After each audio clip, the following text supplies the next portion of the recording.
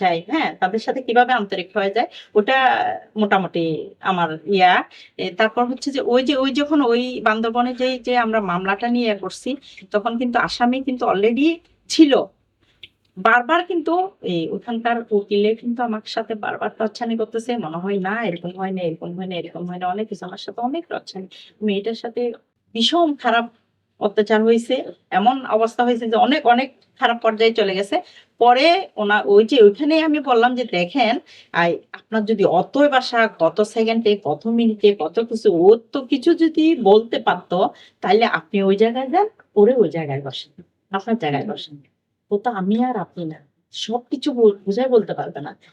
যেটা ওর ঘটেছে, যেটা ওর উপর যেটা প্রভাব পড়ছে, ওইটাই সেই তুলে ধরতেছে। হ্যাঁ, ওকে গলা টিপে ধরা হলো, কাপড় ছেঁড়া হলো, এই সেই এগুলা বলে। পরে কিন্তু আমাদের জজ স্যার খুবই ভালো মানুষ, ওনাকে 12 বছরের জেল দিলেন। আপু, আপনাকে অনেক ধন্যবাদ। আমরা অনুষ্ঠানের একদম শেষ পর্যায়ে চলে এসেছি। আমিও আপনাকে অসংখ্য ধন্যবাদ প্রবাসী নিউজকেও। কারণ এই সুযোগ পাওয়া আসলে আমার এটা ১ম একদম পাসওয়ার্ডে। আমি কখনো নিজেকে প্রকাশ করতে চাই না, এবং আমিও আসলে অনেক কষ্টের মাধ্যমে আসা। তাও কিন্তু এখন নিজেকে গর্ববোধ মনে হচ্ছে যে এই শিশুদের নিয়ে কাজ করতে পেরে সমাজে অনেক কিছু দেখলাম, নিজেও শিখলাম, কিছু শিখাতেও পারবে বলে। অসংখ্য ধন্যবাদ। আপনাদের মতো সমাজকর্মীরা বেঁচে থাকুক আমাদের হৃদয়ে এবং সমাজের মাঝে। আপনাদের জন্য উপকৃত হোক পুরা পৃথিবী, পুরা সমাজ, পুরা মানব জাতি। ধন্যবাদ আপনাকে। দর্শক, আমরা দেখতে দেখতে অনুষ্ঠানের একেবারে শেষ পর্যায়ে চলে এসেছি।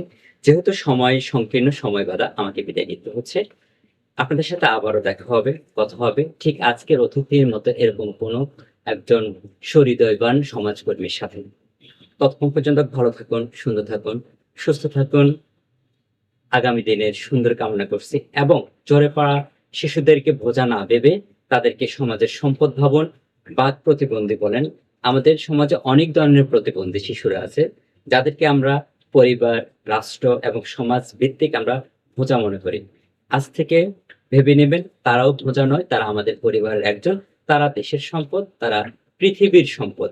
তাদেরকে সঠিক ট্রেন আপের মাধ্যমে যার যার জ্ঞান অনুপাতে, মেধা অনুপাতে যদি আমরা তাদেরকে পরিচালনা করি, তারাও আমাদের সম্পদ হিসেবে আমাদের মাঝে বেড়ে উঠতে পারে এবং আমাদেরকে কিছু দিতে পারে।